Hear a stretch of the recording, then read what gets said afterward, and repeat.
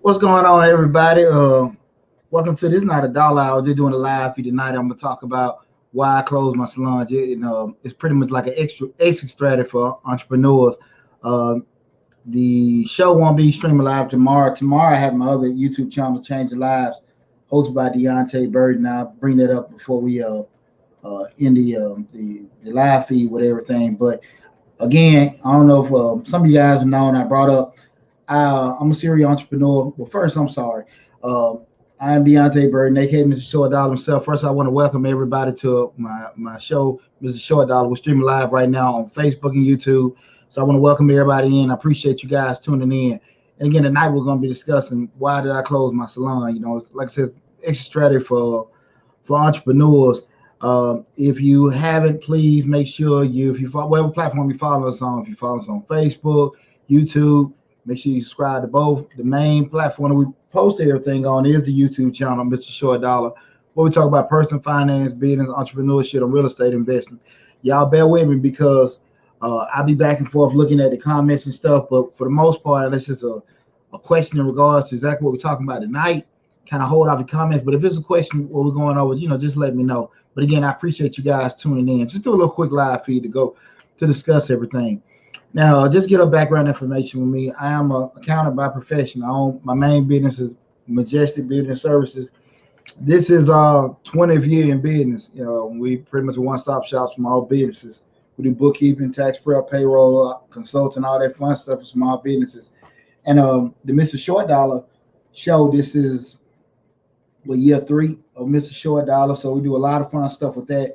But I'm also a serial entrepreneur, Over the past 20 years, I've started, lost, sold, bought probably about and well, almost 20 different businesses over the years.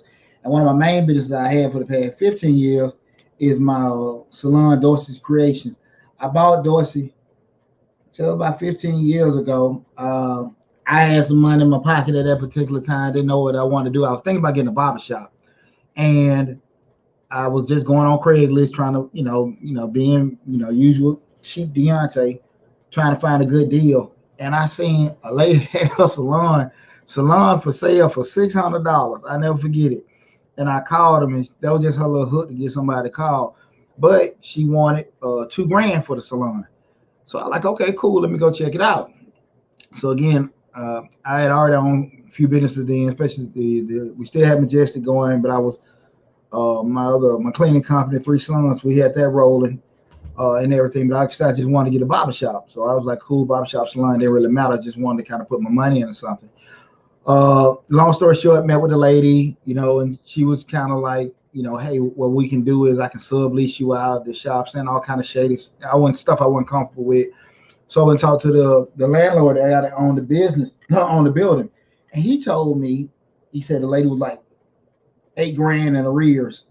And I didn't know her from anybody. And this is a very important lesson I want you guys to kind of get into, especially if you guys are new entrepreneurs or you actually looking to do some kind of acquisition or merger with an existing business. This is very important with this story I'm telling you, because I learned a lot, big picture wise, just as far as me being an owner, CEO, from a strategic standpoint with this situation right here. And when I talked to the landlord, he was sitting there telling me like she was like almost $8,000 in arrears. And I didn't know her from anything, but in my mind, I'm like, okay, Deonte, whatever you do, I wanted something where I can have absentee ownership. What I mean by absentee ownership, I can own the business without me actually having to be involved day to day. So the salon I own is actually suites. Suites are independent sections that a stylist or barber can go into and operate and everything. So when I talked to him, we went back and forth. I told her about the $8,000 and then she just said, well, no, that's not true. Instead of going back and forth, and I told being my normal good negotiating self, I told the landlord, I said, listen, this is what I do. I give you $2,000 and I do a 5-year lease, 3-year lease. I do $2,000 give you and let's do a 3-year lease. And she doesn't owe you anything. And we'll just, keep it moving, with me and you doing a new lease. He like run it. Because at the end of the day, she wasn't paying him any rent. And you getting some money, probably caught back with that, drop all the fees. And, he was happy.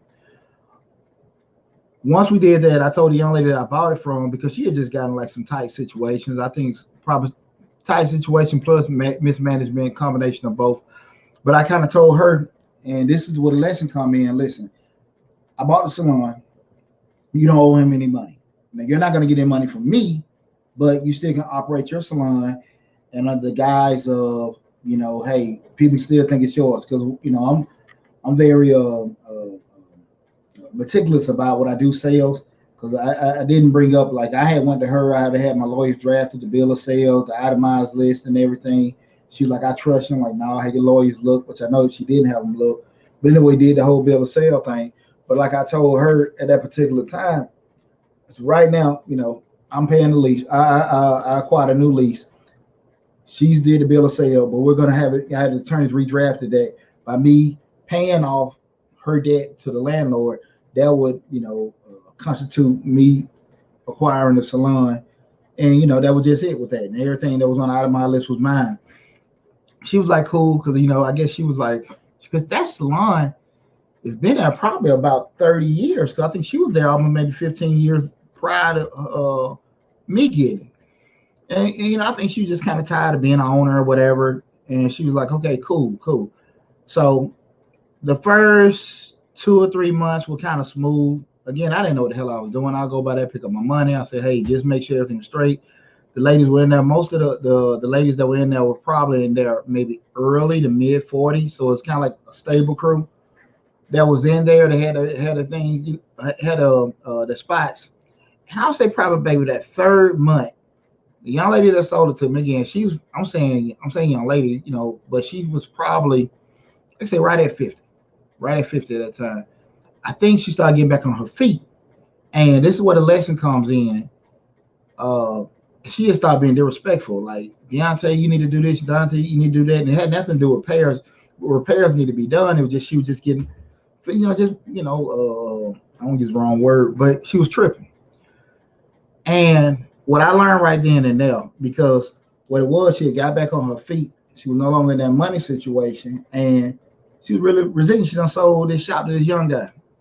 That's really what it came down to. She's back on her feet. She's reflecting like, nah, because what I did was I did make some capital investments, put some, a little paint here, a couple chairs here, make it look kind of feminine and all that, just have it looking nice. Because she had I don't know what she had looking like, but it wasn't getting into traffic in that. But I made some adjustments here and there. And otherwise, just didn't sit well with them. But what I learned from that was I found out why, when you're working at a job and a new company takes over, why they fire all management. And the reason being was that culture is still there, and it's easier to start over with your culture instead of trying to integrate your culture with somebody that's already a certain way.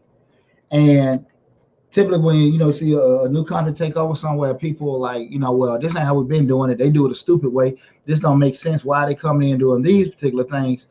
And now you got to go through that whole little rough transition, whereas you just get rid of everybody, getting the hell out of there. You just start over fresh with your strategy. And that's really what happened, because it had nothing to do with what we were charging or anything like that. But the flip side of it is what she started doing was being a counselor, talking to the other ladies and saying they should have did this, should have did that. And I had to get her the hell out of there. And once I got out of there, I had a meeting with the other ladies over there, told them the story. And I don't like doing that when I do business, especially in that kind of setting. I don't do that. But one stylist tell me, because somebody may have money problems, somebody may have family problems, and what we talk about, that's our business, that's how I get down. And I didn't like doing that, but I had to do that because she had been there, had owned the shop for so long, she was so influential. I had to be straight up with everybody. Well, I've been in a damn hole because the whole shop would have cleared out. But I had to meet with the ladies, let them know what was going on. Hey, this is what happened. Show them the bill of sale. This is what agreed. She said some stuff about I stole her name, because it did have a last name on it, but that was part of the contract. I didn't want to start over a new shop. Like I said, I could care less about, I talk about stuff on my on the channel about business, but people that know me, I'm a private person. I don't go, I do, the channel is more to help and instruct people. It's not to sit here, you ain't gonna see Deonte Burden popping champagne bottles and riding, my ski boat. If I do it, ain't nobody business. I'm trying to get the hell away from everybody. But people that do that and show all the money they got, or show all the money they rented, or bought, whatever, that's that thing, but that ain't mine. And but I had to just be straight up with the ladies. This is what's going on. Be transparent to kind of quail everything down. Everything went cool. And over the years, it was great because I did a great job with the least I negotiated with, and it was easy money, right? Keep it clean, keep a stable crew in, and it goes. The issue that came up over years was my other businesses, my main business, Majestic, and the YouTube, other endeavors I was getting into, even with real estate and stuff. They started taking off, and this Salon, I really wasn't interested. It was just cool. It was kicking out, something on a good month. You maybe get $1,000. Sometimes you maybe get, low end, maybe 600. But this was just me breathing, and it was just coming in, So I would say maybe by year 10, I was just kind of like, I got it. And where I messed up at, I wasn't giving it the attention that it needed to be getting. And I didn't want to come to the actual realization that, Deonte, you ain't really doing right by the shop. Because I had some solid ladies in there because we weren't making some of the capital investments we should have. And I really was just like, well, I ain't making but $1,000 a month, just me tripping. And some of the ladies left, and then you get some people in, and that hair business is funny. Because most, and this is not this is just being honest, the reason why most barbershops and beauty salons close because they're not business people. They're gifted, creative people. They know how to cut, they know how to style and everything like that. But just business operation, they don't have a damn clue. They think they know because they worked in the shop for years. But the reason why I stayed open is probably 20 barbershop salon we talking about in a mile radius of it, open and close. But I stayed open, and I know the least about hair, but I know business. And I understood that it didn't make any damn sense to put all these big investments. I put enough to make it nice. But my whole thing was, as far as dealing with young ladies, was keep it clean, keep it secure, and make sure that everybody feel, just safe and everything was just, nice and stuff. But I was never gonna go overboard and get all these big screen TVs and all that kind of stuff, mainly because the math didn't work. I would never get my money back because the market dictates what you can charge rent for. You just can't throw an arbitrary number out. If you're in a certain area that's kind of upscale, you can charge that. But on the flip side, on the back end, if you're paying your landlord, will the math necessarily work? And I got a course coming out this summer on how to start your own barbershop beauty salon. It's for the more so the investor person that does, even people that are styling, but it's more so just if you want to get into it and have your own salon or barbershop, if you're not in that industry, the things to look for, how to set everything up. But mathematically, a lot of those things just don't work. Now, from an aesthetic standpoint, ladies come in, this is nice, this is cute, this is, and same thing we go into barbershops. These brothers got all this kind of stuff, but the math never going to work. Just a secret, just be honest with you. At the end of the day, you're talking about, say, if you got 5 chairs in the shop and you charge $100 a week. And I know we're just doing this for easy math, but just say you're $100 a week and you're pulling in 5 chairs. You got 500. You're getting out of a month. You're getting $2,000. If your utilities and rent and all that stuff is $1,500, you're just clearing out $500 a month. The issue will come over that. In a perfect world, you'll have all your chairs full. You probably have 3 consistently full. So at the end of the day, you're already losing because you're not even breaking in with your costs. Now we talking just staying open. We haven't went back to all the stuff money you spent to just make it all glamorous and stuff, opening up. And that's what killed most of those shops. It has nothing to do with the business, because most of the time you see the people busy, they're making money. But it's just the shop is not that, the math doesn't work. Now you can have there are different facets. We have a commission-based one that you can have, but again, that's just you got to be more tight on management with doing it and stuff. And most stylists don't necessarily like working on a commission or like working on a commission basis because they feel like they're not, they can make more money, just doing straight, booth rent or just paying for the suite. And that may or may not be true. Just depends. If you're in the right area, you get the right traffic, it'll work out. But again, mathematically, the stylist or individual barber can make money, but the actual holistic salon or whatever, it's not really.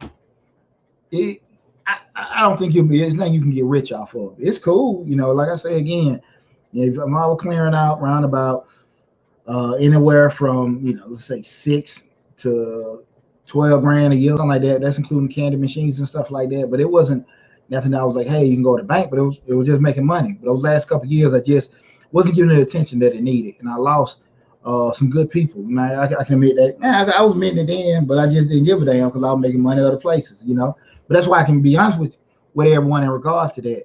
And I just got to the point like now, man, I got other things popping off. I ain't trying to sit here and pop like I got all this money here and there, but it's definitely got to the point where it's more of a hindrance now to keep it open. So I wanted to have this kind of discussion with you because so many people that look at the channel are looking to get into business or have their businesses effectively, and we put too much into when you want to get the hell out of this business. And you got shows like Fix or Flip and people buying houses and flipping them and everything, but when they get in business, it's like, nah, this is what we're gonna do. They say that stuff about generational wealth, have my families, and I as a father of 4 sons, and this just don't went the gamut, been in the business 20 years, that's a whole nother show there. I understand people want to have generational wealth and leave stuff to their family members. You don't know what the hell your kids want. You do not know what the hell your kids want. I got 4 sons, and I definitely tell you, maybe the second one, 4th one too young to tell, but that 1st and 3rd, I ain't really seen the damn interest in anything I got. Great kids, smart kids, brilliant boys. My older son went to Ivy League school. Second son, Service Academy scholarship, but I haven't seen them want just to take over the business, and that may change. And I'm not tripping if they do or don't. But to that point, trying to build the heirs, you better make yourself, bro. Like I said, that's another show. But don't be so stuck on, I would say, trying to have things set up for your kids and your family. Because again, your child has a brain, and they're not obligated to follow your dreams and your footsteps. Even though you say, listen, you got this here, why work there, and you got this. They're not obligated to your vision. That's why you're unique and you're special, because your vision is your vision. But again, that's another show. We'll talk about that. And I've done videos about it in regards to, your kids and transitioning businesses and opportunities. But we're going to the actually getting ready to get out of a business. When you start, my thing was when it wasn't having that difference of making money and enjoying making money. And see, that's the thing about it. People want to, and it's a good, but sometimes to get to this point. So I don't want to sit here. Just be cool what you got. I'm here in Atlanta, man, and nobody in Atlanta is regular. Shit, it's like everybody is a celebrity and everything. And again, I don't knock anyone if they like showing what they did and everything, because I feel like life is all about working hard and getting what you want. If you want to show people, great, that's your choice, and there's nothing wrong with that. But at the end of the day, you know what kind of stress you're putting on yourself. And at the end, and if you can't really enjoy it, my philosophy, any point me happy. So that goes back to a lot of times people will say to me like, hey, my nickname is Poocher. Hey, Poocher, listen, man, you can go and keep shop, keep making money, but they don't understand. They don't understand. Don't mean no harm, but I'm stressed in as it is. I'm all over the place doing all kind of different things, and I ain't really interested in it anymore, especially this past year. So what I want to kind of get with everybody in regard to, we started talking about when you starting a business up, and I was talking about that people are so stuck on when they starting a business up, want to get forecast and make plans and make business plans, all this kind of stuff. And one of the key components of a business plan, place, Craigslist, have an anonymous ad. You got to put your business up, such and such salon, if these minutes, this, that, and that. Throw an arbitrary number out. Don't get any traction, drop it up. Or if you got too much traction, lift the price up. At least got to do that. These are fillers. Did that mean these people will come to you and pay that money? Absolutely not. But you're just getting some kind of barometer of what it is. You can actually even call a business broker, and they may do an analysis for you or whatever. You can get a CPA or not a cost accountant, like a managerial accountant. They actually do those business valuations. They can do that. But again, if you're not looking to do it, you just want to get some fillers. Those are just some cheap free fillers that you can do to kind of get the test to see what your business is worth. But this is something that you need to evaluate or look at least twice a year. I prefer people to do it on a quarterly basis because again, you don't know when stuff gonna happen. You don't know when you're gonna get sick, your baby gets sick, your husband or wife leave, things just change, you just gotta go, you just don't know. And we don't want to be waiting in reactionary mode. We want to be proactive. We want to keep as much data and information in front of us as possible. That's a short dollar way. Okay. Second thing is be cool knowing what you're gonna settle for. At the end of the day, like, okay, I know I can get $10,000 for this business. Hell, I walk away for $8,000. It don't matter. And be cool with it. Be cool with it. If you ain't compromised, you ain't compromised. But kind of again, we want to make sure we're thinking this way. And again, this time you just look at maybe say at least twice a year, but preferably once a quarter, just kind of get an idea. But have that, wrote down somewhere in the corner. I don't want you just shooting off, shoot from the hip with this. Wrote down I got a list for 10. I think I get enough traction. But hell, I let it go for 8. Because what happens a lot of times. We all negotiating purchases, right? We throw out a number, somebody gonna try to lowball us, we take it, right? So if we want to sell a business for $8,000, we're gonna list it for $10,000 or $11,000. Let the buyer, talk us down to $8,000, and they feel good because man, he wanted 10, I got 8. You got the number you wanted. I mean, it's simple. So again, have that number of what you're willing to settle for. Okay. Be honest with yourself in regard. The third thing, be honest with yourself in regard to your interest in negotiating. Okay. If you ain't one of them people that like dealing with folks, I'm gonna use myself for example with this. I run a properties, and I ain't never like dealing with tenants. Though I have a property manager, potential tenants, because with my houses, it'll hard me get ill. Even though I'm good with negotiating in business, when you come in my house and a potential tenant come in, damn, these rooms are small. I don't like this color. I'm like, this is my, and it's already pissing me off.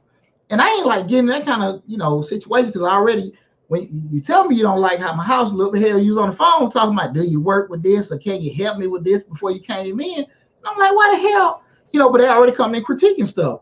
And I was just funny about that. But it was best for me what not even be dealing. So I dealing with potential tenants because why? Now I don't have an emotional attachment to what I'm trying to list, right? So, and I was just only never like that with tag business, never like with that with anything else, but houses, yeah.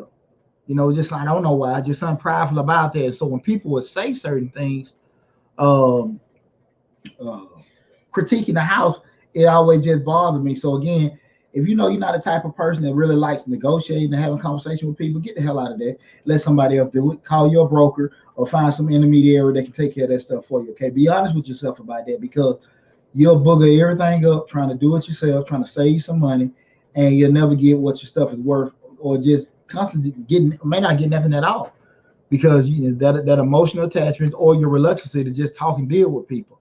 So just be honest with yourself in regards to doing that. The fourth thing is know that your interests are waiting. Are you cool with just, hey, look, I hold up, I'm firm, I ain't trying to get rid of it, or when you trying to think of possibly get selling it, would you really wait on the deal that you want to come through? Be realistic about how open you are to waiting for that number to come in. Okay, just be straight over there. Again, and what I always tell you guys, make sure you got this stuff rolled down. Make sure you got the damn stuff rolled down. So just you already got it in. What we're saying, I'm gonna go back over everything, guys, afterwards. After the actual the list is given out, and I'll put it on the description section also. But definitely, be honest with yourself how much you want to wait. Okay, all right. I don't want you to sit there and just be sitting out waiting and passing over stuff, because you're holding it. Next thing you know, you're forced to get rid of it because you don't waited so long and so firm. Like, look, man, if I'm selling so much, I just going to get rid of for this price, or I just let it go. But however you want to do it, but have that wrote down and be kind of firm on that. Okay, so you don't stress yourself out fighting a losing battle. Okay, because you fight a losing battle, you're always going to be the damn loser. That's just straight up how that's going to go for you. Okay, the check 7, make sure time check. Again, this is why did I close my salon? It's an exit strategy for entrepreneurs. Right now, this is Mr. Short Dollar again. I want to just get this information in regards to how to walk away from a business. And again, I just closed my salon, closing it up, Dorset Creation Salon, 15 years in the game. Just want to kind of share some tips in regards to how to walk away from a business. Okay, so you don't necessarily get stuck. From an emotional standpoint, you're devastated because things didn't necessarily work out. See this. The next thing is, which is number 5, know your happiness. Know exactly what you want, right? When you know exactly what you want and what you're cool with, like you already have it. And again, we're writing this stuff down. You already know, like when you get to that little point, like this is BS, and I don't feel like dealing with it. Just gonna constantly be something that's supposed to be making you money, you're happy with, just becomes a stressor. When you got that car, you can damn afford that car. You got all these jobs and you missing all these different events. You can't even go see your kids play their games. You can't even go out to date with your significant other because your ass doing all these other side work just to keep a damn car. We could have got a cheaper car, and the other stuff would have been an option to do as something that was mandatory for you to do, right? And that's the kind of thing we got to kind of know your happiness, know what you're cool with. Don't put yourself in a situation where like you trying to hold on. You got to know when to be able to walk away from it, okay? The 6th thing is what we talk about, that cost-benefit analysis. The cost-benefit analysis. And listen, I got a video in the my library about how to do a cost-benefit analysis and how that stuff is set up. But when we talk about it in the financial world with a cost-benefit analysis, you look at the different costs that you have associated with acquiring the asset or holding the asset in relation to how does that hold up in regards to doing another thing. How much does holding that business in relation to selling that business or walking away from that business, how big a difference is as far as the cost. Now, the cost ain't necessarily a negative thing that you're looking at, but it's just data. You can look at it, man. Look, for me to do that, that's going to actually, make me end up losing X amount of dollars, or I might spend too much time where I can't be doing other things. So that's why we do that cost benefit analysis to weigh out the different options that we have for making a particular business decision. Okay. And the 7th thing is just be cool walking away. Things didn't go, you wanted to sell it, couldn't sell it, didn't work out. Just be cool, get the hell on. You got your peace of mind, still got a little change in your pocket, and you can just do that. But just be cool with yourself for doing that, okay? Rehash everything. Number 1, know your market value of your business, okay? That's something we want to look at least twice a year. Best case, we can do it, at least look at it every quarter. Know what you'll settle for. Know that number that you'll. That's the second thing. Know what you'll settle for. Know what you'll be cool with getting. If things don't work a particular way. Third thing, know your interest in negotiating. If you're a people person, like talking with folks, you're not having an emotional attachment with talking about certain things with your business, or as far as selling it, you can do it where you keep your emotions in check. And again, like I said, I do a pretty good job of that. But when it came to my rental properties, I wasn't cool with that because, like I said, yeah, that was my house, and I ain't want nobody to give any kind of critique with that. Okay, the the fourth thing, I'm sorry, is your interest in waiting. How long you willing to deal with something, right? How long you willing to sit there and sit on something? Are you so stuck on, if I don't get this, I'm just gonna whatever? I mean, have some kind of benchmark on that, because I think you're a damn fool if you're gonna sit there and hold something so long and um, you end up losing it. And perfect example of that, it was about 12 years ago, a little longer. It was a club right in Ellenwood. I was thinking about getting me and a buddy of mine, and the young lady was so firm on her price, but she was losing the damn business. Nobody was trying to get over on her, but she just wanted too much, especially when you look at the investment that you had to do to kind of bring it up to standard. And this young lady, I say damn, this young lady lost the damn business instead of selling it. I couldn't get it. I couldn't get it. And I can tell you right now, this is one captain that's not going to go down with the ship. I'm going to jump overboard. So again, know your interest in waiting, the way where your little point at, like, look, damn all that. We ain't finna sit here and just make this, more high ground. We're going to get out of this. So just have that stuff set up. Know your happiness. Know what you're cool with. Know what you're like, okay, I got to stay this way. I don't want to get what it's going to be stressing me out, cause me to have health issues, and I can't do certain things and stuff like that. So make sure you kind of know that. Sixth thing, perform that cost benefit analysis. Go in the archives of my videos and just search for the video on cost benefit analysis, and where I get a whole breakdown in regards to where we look at not what's right or wrong, but we're looking at the different costs for each decision we make in the business and how that can impact certain things. Okay. And last thing, be cool walking away. Be cool walking away. Don't worry about no pride or be so much, oh man, you lost the shop, or you lost your car. Oh man, you sold that, you crazy and stuff. I would have kept it. I would have did this, that, and that. All of my would have said, well, do it then. Shit, I'm cool. That's be content with it. If a person can throw it at what they could do at what they would do, do it. Everything that I've done it because I wanted to do it. And think I tried doing it. I always did it because I never like living in regrets. So I welcome anybody who wants to do that. You just try it. But again, no one knows your personal happiness and where you have that line drawn about what you want to and what you don't want to do. So always keep that in mind. So again, that was tonight, a little quick video where we were talking about quick video. I went almost 40 minutes, but a quick video in regards to why I closed my salons. I want to give a quick exit strategy for entrepreneurs to leave that particular business. Again, I'm Deonte Burden, aka Mr. Short Dollar himself. Make sure you subscribe to the YouTube channel, Mr. Short Dollar, where we talk about personal finance, entrepreneurship, business, and real estate investing. If you follow us right now on Facebook too, do the same thing. But make sure you go to the YouTube channel, because that is our main platform. We're putting information out. Want to run a couple things by you guys with that.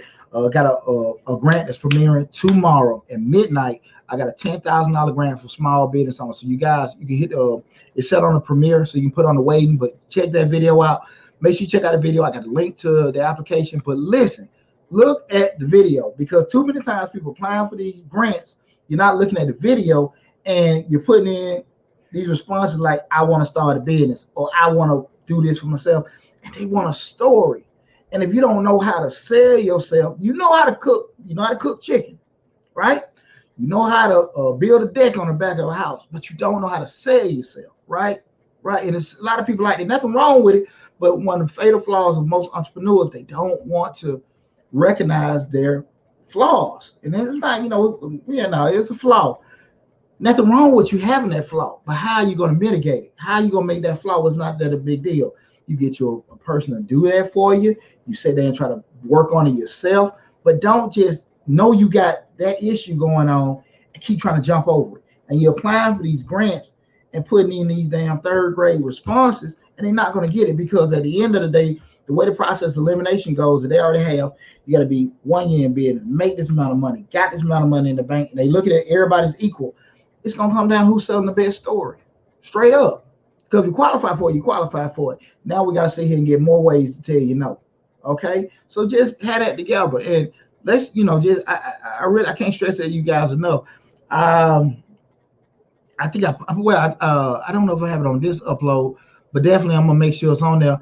I got a link to Fiverr. Fiverr is a freelance website where you got a lot of people that do a lot of gig jobs. You probably go somewhere on Fiverr and just say, hey, I need somebody to do a grant statement, two or three sentence grant statement. Charge you $5, $10, maybe $20 to actually craft something. You send it to them and they'll make a little statement to it. But I had that grant. I mean that's it in the description section. A link for Fiverr. Hit that link.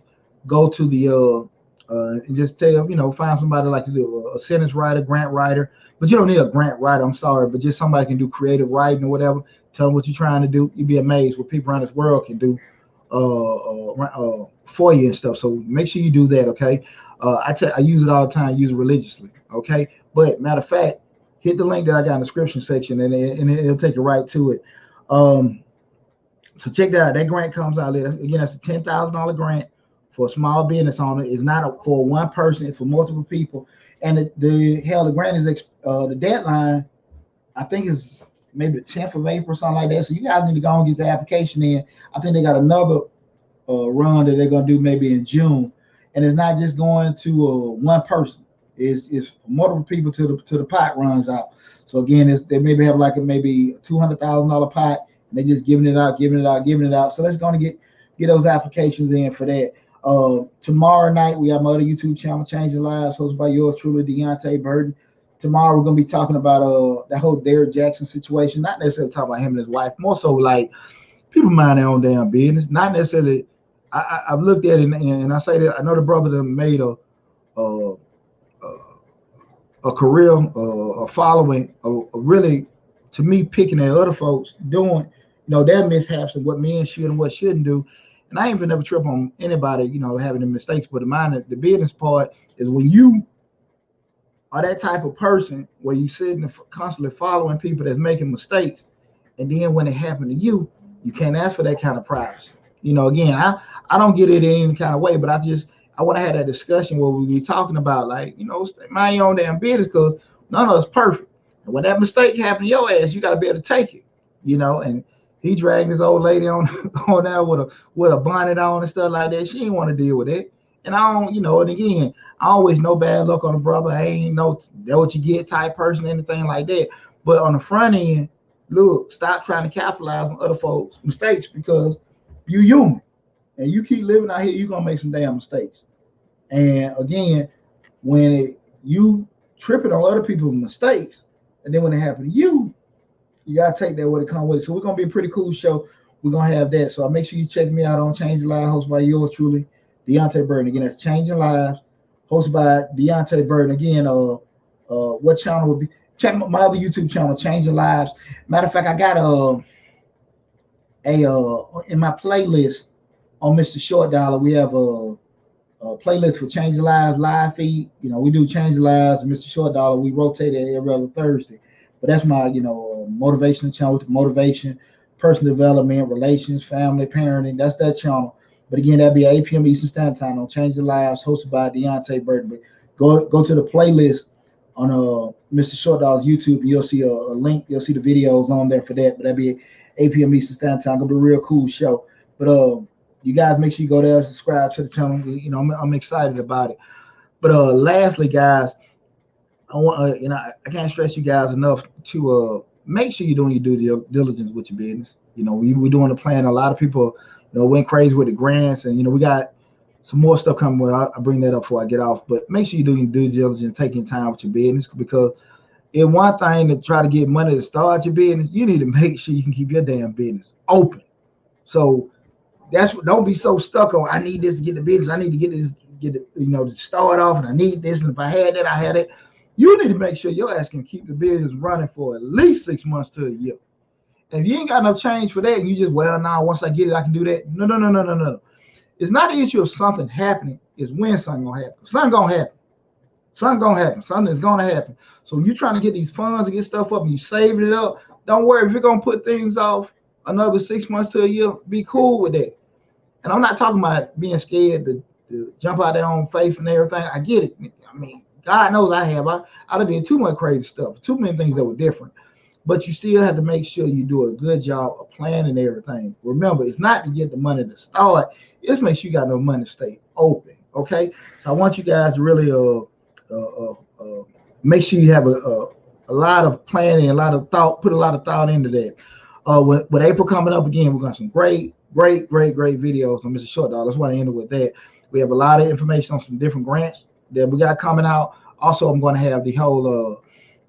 We're going to have a lot of video in regards to credit, in regards to not necessarily how to, I don't really get into, you can pay this money and get this 400, 800, 900 score. I don't get into that, but I try to pretty much just break down the difference between business credit, business lines of credit and stuff, because a lot of people putting videos out, and I don't want to talk about other folks' videos, but they're telling you, if you get this, then you can go to the bank and get that, and then you'll be able to get $100,000 here, do that. I ain't seen none of that. I ain't seen none of it. And I see these folks, they take their pictures with their cars and their boats. They ain't had no damn bank work. You go get you an 800 score, and you have an 800 score, you got some money in the bank, and then you're going to go down to the bank and try to get you a line of credit or a loan. They're going to laugh your ass right outside the door. There are a lot of other factors that they look at besides your credit score and how much money you got. They do. And if you don't believe me, like I said, go experiment with it. If people sit here and tell you to do this, it ain't that simple. But I'm going to have all those videos to kind of break down what you need to do. And, my biggest thing is, and I just let you guys know, it's all about relationships. Everything in business is about relationships. It's when Deonte, and, we can sit here and rap and you want to get deals done. That's all business about, relationships. You go right now, it's just like you looking for a job. You done got your education. You done got this experience. You got these credentials. And when you sit there and apply for that damn job, you know what you are? A whole nother stack in that application stack. That's all the hell you are. You got all these student loans. You got all this education, all this credentials. You still a damn paper in a stack of applications. But if you got a relationship, you jump the stack. That's simple. Same thing with business. That changes. But we're gonna go through all that stuff. April's gonna be real exciting. We done had a real good tax season this year. So I done kind of waned off in the past couple weeks because your boy been hurting and everything. But again, I appreciate all the love and support you guys have been giving us to make Mr. Short Dollar grow. And if you can, go to Changing Lives and help the same thing with us doing that. But I just want to have that quick conversation with you guys tonight. Everybody, make sure you're being safe. Love you guys. Appreciate everything. And again, go to the YouTube channel, subscribe. Take care. Well, let me see if there are any questions on here. I don't see any questions. I appreciate all you guys tuning in. What's up, Pam? I appreciate everybody tuning in tonight. Take care. If you got any questions, all in the description section, all the contact information is there. I think I do got to update the YouTube to put the link to Fiverr and everything on there. But you guys know how to reach me if you got any questions or concerns about anything. Take care, you guys. Love you, and everybody be safe.